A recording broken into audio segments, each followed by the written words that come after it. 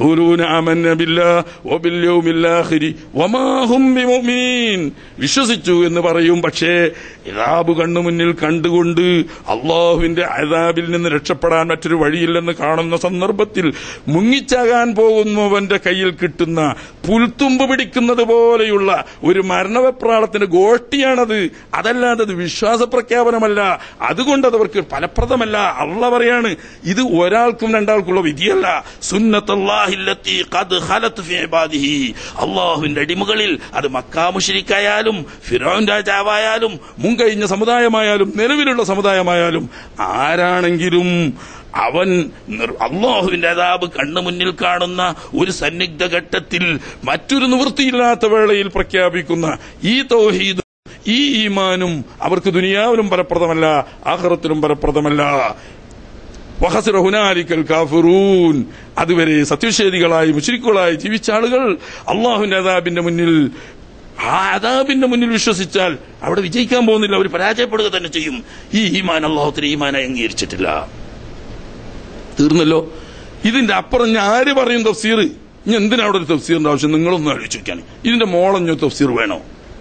അപ്പോ കടലിൽ കൊടുക്കുന്ന സമയത്ത് അഥവാ ഞങ്ങൾ വിശ്വസിക്കുന്നു എന്ന് പറഞ്ഞാലും അള്ളാഹ് പറയുന്നത് ആ ഈമാൻ സ്വീകാര്യമല്ല. ഇഖ്തിയാറിന്റെ ഹാലിലുള്ള ഈമാനെ സ്വീകാര്യമാകൂ. ദറൂറത്തിന്റെ സമയത്തുള്ള ഈമാൻ സ്വീകാര്യമല്ല. പണ്ട് 10 കിതാബ് ഓതുന്ന സമയത്ത് ബാബു മാരിഫത്ത് സുഹറ എന്ന് പറയുന്ന ചെറിയ 1ാമത്തെ കിതാബില് ആദ്യം പറഞ്ഞ കാര്യമാണത്. ഖുർആനിൽ പറഞ്ഞു തന്നെ അപ്പറഞ്ഞത്. ഈമാനുൽ മുഖ്തറി മഖ്ബൂലുൻ ഔ മർദൂദ്. ഈമാനുൽ മുഖ്തറി മർദൂദ് എന്ന് പറഞ്ഞു. സ്വീകാര്യമാണോ അതോ തള്ളപ്പെടുമോ ചോദിച്ചപ്പം മുഖ്തറിന്റെ ഈമാൻ മർദൂദാണ്. ഇഖ്തിയാറിന്റെ സമയത്ത്, അതായത് ഇവൻ വിവേകപൂർവം ചിന്തിച്ചാലോചിച്ചുകൊണ്ട് കാര്യം ഉൾക്കൊണ്ട് വിശ്വസിച്ചെങ്കിലേ ആ വിശ്വാസമേ ഫലപ്രദമാകൂ. നേരെ മറിച്ച് മരണം മുന്നിൽ കൊണ്ട് രക്ഷയ്ക്ക് ഒരു വഴിയുമില്ല, ഞാൻ കുടുങ്ങി എന്ന് ഉറപ്പാവുന്ന സമയത്ത് ഒരു മുങ്ങിച്ചാകാൻ പോകുന്നവൻ അവസാനത്തെ പിടികയറാൻ നേരക്ക് പുൽത്തുമ്പും പിടിക്കുന്നത് പോലുള്ള ഒരു പിടുത്താണ് ഈ ആമന്നാ ബില്ലാഹി വഹ്ദഹു. അത് അള്ളാഹുവിലുള്ള വിശ്വാസമല്ല. ഫലപ്പെടുന്നെങ്കിൽ ഫലപ്പെടട്ടെ എന്നുള്ള നിലക്കൊന്ന് പറഞ്ഞു നോക്കിയതാണ്.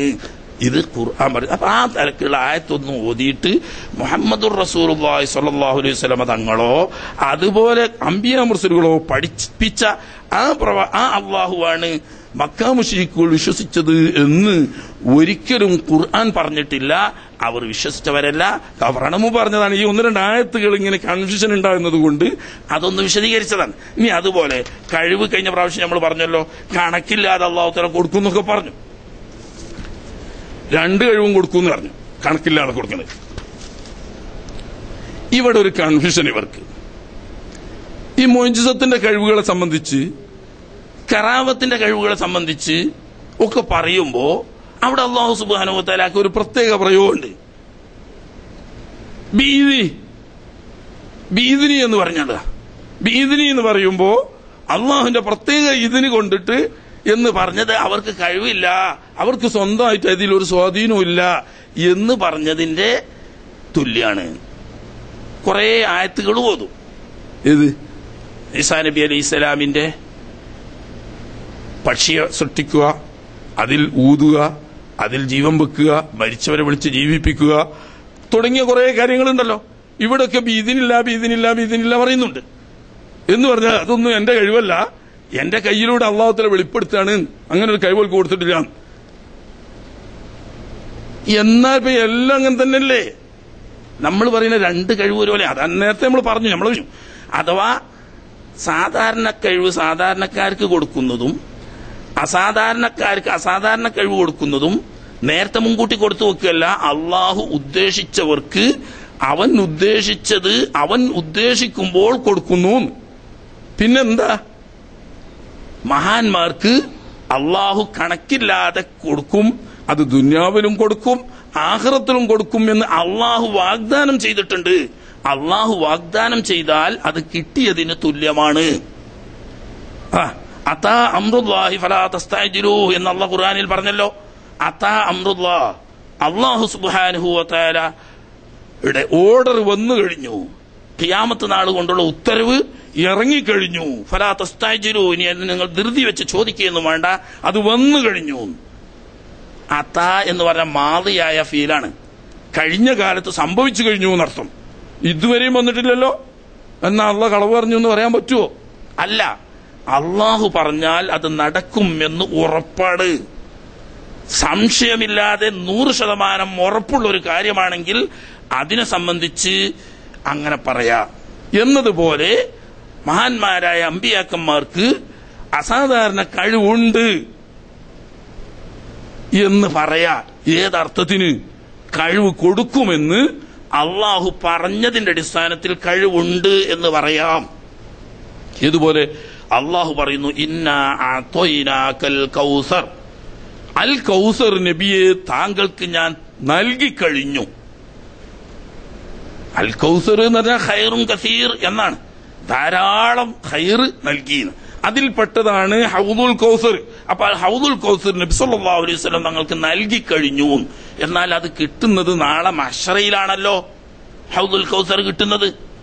അതെ, പക്ഷേ നാളെ മഹ്ശറയിൽ കിട്ടുന്ന കൗസർ അള്ളാഹു നൽകുമെന്ന് പറഞ്ഞതോടുകൂടി കിട്ടിയതിന് തുല്യമായി. അതുകൊണ്ട് അള്ളാഹ് എന്നെ പറയുന്നു, ഇന്ന അഅ്തൈനാക, നാം നൽകിക്കഴിഞ്ഞു. ഈ അർത്ഥത്തിൽ അവരുടെ കഴിവ് എന്നതിനെ പറ്റി പറയാം. അള്ളാഹുവിന്റെ വാഗ്ദാനമാണ്. അള്ളാഹു നൽകുമെന്ന് അവൻ വാഗ്ദാനം ചെയ്തതാണ്, സത്യം ചെയ്തുള്ള വാഗ്ദാനമാണ്. വല ഇൻസാലനി ലഉതിയന്നഹു, അവനോട് ചോദിച്ചാൽ ഞാനത് നൽകുക തന്നെ ചെയ്യും. വല ഇൻസ്തഅദനി ലഉഈദന്നഹു, എന്നോടവൻ കാവൽ ചോദിച്ചാൽ തീർച്ചയായും ഞാൻ അവന് കാവൽ നൽകുക തന്നെ ചെയ്യും എന്ന് സത്യം ചെയ്ത് അല്ലാഹു തആല പറഞ്ഞതാണ്. അതുകൊണ്ട് അത് ലഭിച്ചു എന്ന അവരുടെ കഴിവ് എന്ന് നിനക്ക് പറയാം. ആ അർത്ഥത്തിൽ കഴിവ് എന്ന് പറയാം. അള്ളാഹു കൊടുക്കുന്ന കഴിവാണെങ്കിൽ പോലും കൊടുക്കും എന്ന് അള്ളാഹു വാഗ്ദാനം ചെയ്തതോടുകൂടി അവരുടെ കഴിവ് എന്നതിന് പറയാം. ഇവിടെ സാധാരണ കഴിവായാലും അസാധാരണ കഴിവായാലും അള്ളാഹുവിന്റെ ഇതിനില്ലാതെ ഒരാൾക്കും ഒന്നും ചെയ്യാൻ കഴിയില്ല. ഏത് കാര്യത്തെ പറ്റിയും അള്ളാഹുത്തിൽ അങ്ങനെ പറഞ്ഞ്.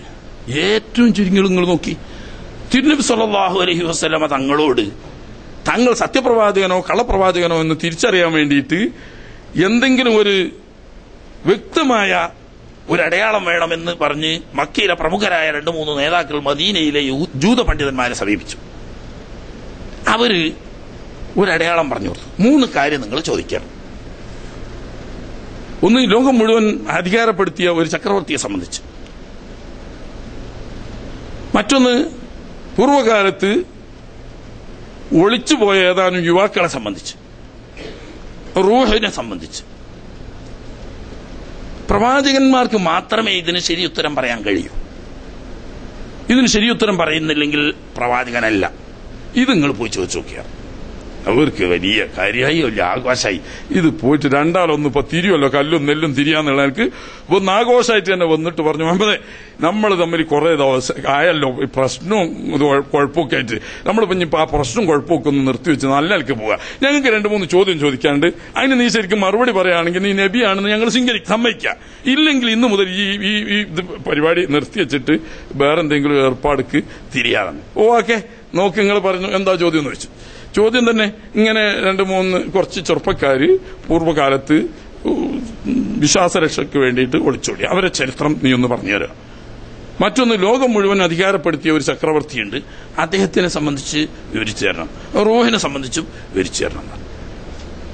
ജീവൽ പ്രധാനമായ വിഷയമാണ്. കാരണം എന്താ, ഈ പറഞ്ഞ നബിയാണ്, പറഞ്ഞിട്ടില്ലെങ്കിൽ കള്ളനാണ് എന്നുള്ളത് തീരുമാനിക്കാൻ മറ്റൊരു പറഞ്ഞയച്ചിട്ട് കൊട്ടിഘോഷിച്ച് വന്ന. അപ്പൊ അതിനെ പറ്റിയിട്ടുള്ള വിവരമൊന്നും നബി തങ്ങൾക്കില്ല, അള്ളാഹു തആല വഹി അറിയിച്ചിട്ടില്ല. നാളെ പറയാം എന്ന് പറഞ്ഞു. നാളെ പറയാം. അള്ളാഹ്ക്ക് ഒരു സെക്കൻഡ് മതിയല്ലോ വഹി അറിയിച്ചു കൊടുക്കാൻ. എന്നാലും നാളെ പറയാന്ന് പറഞ്ഞു. പിറ്റേന്നുണ്ടോ വഹി വരുന്നത്? വഹി വന്നില്ല. അതിന്റെ പിറ്റേന്ന് വന്നോ, ഒരാഴ്ചക്ക് വന്നോ, 10 ദിവസത്തിന് വന്നോ, വഹിയില്ല. പിന്നെ പുക്കാറ് പറയണോ, ആകെ മക്ക കലങ്ങി മറിഞ്ഞു. നമ്മളാണെങ്കിലോ നാളെ പറയാന്ന് പറഞ്ഞാൽ നബിയാണ്, പറഞ്ഞിട്ടില്ലെങ്കിൽ കള്ളനാണെന്നാണ് വിധി. നാളെ പറയാന്ന് പറഞ്ഞിട്ട് 14 ദിവസം വരെ യാതൊരു വിവരവുമില്ല. സല്ലല്ലാഹു അലൈഹി വസല്ലം തങ്ങൾ അങ്ങേയറ്റം വിഷമിച്ചു പോയി. ശത്രുക്കളാണെങ്കിൽ ആഘോഷിച്ചു. 15-ാം ദിവസമാണ് അല്ലാഹു സുബ്ഹാനഹു വ തആല സൂറത്തുൽ കഹ്ഫിലൂടെ 2 ചരിത്രങ്ങൾ പറഞ്ഞുകൊടുത്തു. ദുൽഖർനൈനിയുടെയും അസ്ഹാബുൽ കഹ്ഫിന്റെയും ചരിത്രം സത്യസന്ധമായി വിവരിച്ചു കൊടുത്തു. അതിന്റെ ഇടയ്ക്ക് പറഞ്ഞു വലാ തഖൂലന്ന ലിശൈഇൻ ഇന്നി ഫായിലുൻ ദാലിക ഗദാ ഇല്ലാ ഇൻഷാ അല്ലാഹ്. മേലിലൊരിക്കൽ നാളെ ഒരു കാര്യം ചെയ്യുമെന്ന് ഇൻഷാ അല്ലാഹ് കൂട്ടാതെ പറഞ്ഞു പോകരുത്.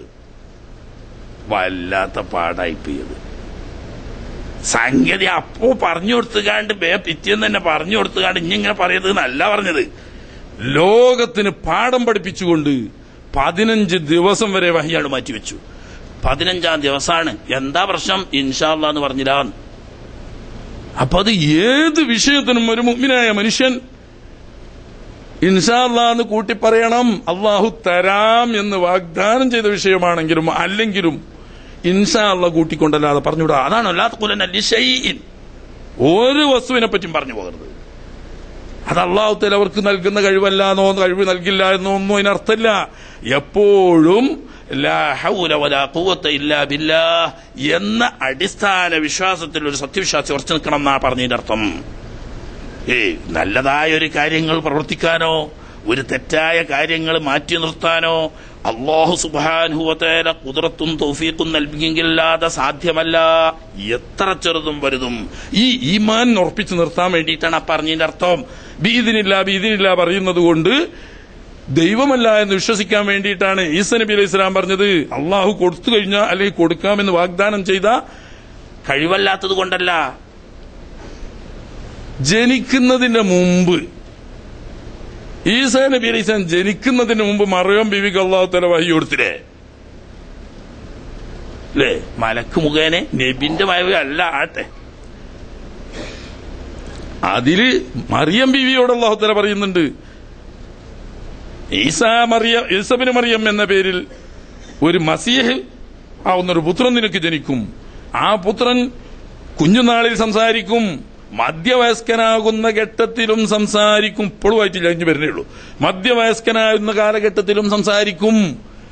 മാത്രമല്ല അദ്ദേഹം ജനങ്ങളോട് ഞാൻ അല്ലാഹുവിന്റെ പ്രവാചകനാണ്, അവൻ എനിക്ക് വേദം നൽകിയിട്ടുണ്ടെന്ന് പറയുന്നതിന് പുറമെ മണ്ണ് കൊണ്ട് പക്ഷിയുടെ രൂപമുണ്ടാക്കി ഞാൻ അതിൽ ഊതിയിട്ട് പക്ഷിയാക്കി പറത്തുമെന്നും മരിച്ചു കിടക്കുന്നവരെ വിളിച്ചുകൊണ്ട് ഞാൻ ജീവിപ്പിക്കുമെന്നും രോഗം മാറാത്ത രോഗങ്ങളെ ഞാൻ മാറ്റിക്കാണിച്ചു തരും എന്നും ഒക്കെ പറയുമെന്ന് ജനിക്കുന്നതിന് മുമ്പ് മറിയം ബീവിക്ക് വിവരം കൊടുത്തിട്ടുണ്ട്. ഇത് അല്ലാഹു കൊടുത്തല്ലേ? ജനിക്കുന്നതിന് മുമ്പ് ഖുർആനാ പറയുന്നത്. ഇനി അതിന്റെ ജനിച്ചപ്പോ തന്നെ എല്ലാവർക്കും അറിയുന്ന കഥയാണല്ലോ. കുട്ടിനെയായിട്ട് ചെന്നപ്പോ ആകെ പ്രശ്നമായില്ലേ? ബനിസ്രായിക്കാരുടെയൊക്കെയല്ലേ ഭർത്താവില്ലാത്ത പെണ്ണ് കുട്ടിയായിട്ട് ചെന്നത്. അല്ലെങ്കിൽ തന്നെ അള്ളാന്റെ അമ്പിയാക്കന്മാരെ വരെ വെച്ചേക്കാത്ത കൂട്ടരാണ് ബനിസ്രായില്. പിന്നെ ഒരു ചെറുപ്പക്കാരത്തി പെൺകുട്ടി ഭർത്താവില്ലാതെ കുഞ്ഞിനെയായിട്ട് ചെന്നാ പറയണോ? അങ്ങനെ അവരൊക്കെ അവിടെ ചെന്നിട്ടിങ്ങോട്ട് ബാല് തുടങ്ങി. യാ ഉഖ്ത ഹാറൂൻ മാ കാന ബൂക്കിം റാസൂൻ വമാ കാനത് ഉമ്മുക്കി ബഗിയ. പൊന്നു മോളെ, നിന്റെ ബാപ്പ എത്ര നല്ല മനുഷ്യനായിന്, ഒരു തെറ്റും അയാളെ പേര് പറയാൻ കഴിഞ്ഞിട്ടില്ലല്ലോ. നിന്റെ ഉമ്മയാണെങ്കിൽ എന്തൊരു മാന്യ വനിതയായിരുന്നു, നീ എങ്ങനെ പെണ്ണ ഇങ്ങനെ കോലത്തിലായി കഴിഞ്ഞത്, എന്ത് പറ്റിയ നിനക്ക്? ഇവര് അന്യജനം അങ്ങോട്ട് പറയാൻ തുടങ്ങിയപ്പോ ഇഷാറത്തില്ലേ, തൊട്ടിലിരിക്കുന്ന കുഞ്ഞിന്റെ അടുത്തേക്ക് വെറും ഇഷാറ ചെയ്തു. ഹലുകൈവനുക്ക് മോൻ കാനഫി മല്ലോദ്ദേശം തോന്നിയാസം ചെയ്താൽ പോരാ, പിന്നെ ഞങ്ങളെ കളിയാക്കലുമാണ്. തൊട്ടിലി കിടക്കുന്ന ഇന്ന് പ്രസവിച്ച പൈതൽ എങ്ങനെ സംസാരിക്കടോ? ഇത്രയും പറഞ്ഞപ്പോഴേക്ക് കാല ഇന്നി അബ്ദുല്ലാഹ് ആതാനിയൽ കിതാബ്, കിതാബ് തന്നു കഴിഞ്ഞു. എന്നാ തന്നോളൂ? എന്നാ കൊടുത്ത്? ജനിക്കുന്നതിന് മുമ്പ് കൊടുക്കണ്ടേ? അല്ലാതെ തന്നു കഴിഞ്ഞു എന്ന് മാറി എങ്ങനെ പറയാ? അപ്പൊ ഗർഭാശയത്തിൽ വെച്ചിട്ടാ കിതാബ് കൊടുത്ത് അവിടെ മദ്രസ ആതാനിയൽ കിതാബ. മാത്രല്ല വജഅലനി നബിയ, എന്നെ അവൻ നബിയാക്കി കഴിഞ്ഞു. വജഅലനി മുബാറക്കൻ അയ്നമാ കുന്തു, ഞാൻ എവിടെയാണെങ്കിലും ഞാൻ ബറക്കത്താക്കപ്പെട്ടവനാക്കിയിട്ടുണ്ട് അല്ലാഹു തആല എന്നെ. അതാനിയൽ കിതാബ വജഅലനി നബിയ വജഅലനി മുബാറക്കൻ അയ്നമാ കുന്തു വൗസാനി ബിസ്സലാത്തി വസ്സകാത്തി മാ ദുംതു ഹയ്യ, ജീവിച്ചിരിക്കുന്ന കാലത്തോളം നിസ്കരിക്കാനും സക്കാത്ത് കൊടുക്കാനും എന്നോട് കൽപ്പിച്ചിട്ടുണ്ട് എന്ന് പറഞ്ഞിട്ട് ആ തുടർന്ന സംസാരത്തിൽ അവിടെയും ഈ മുഅ്ജിസത്തിനെ പറ്റി പറയുന്നു. ഇതൊക്കെ അല്ലാഹു തആല അവർക്ക് കൊടുത്ത കഴിവ് എന്ന് പറഞ്ഞാൽ കൊടുക്കും എന്ന് പറഞ്ഞ കഴിവ് കൊടുത്തു കിട്ടി എന്ന് തന്നെയാണ് പറയുന്നത്.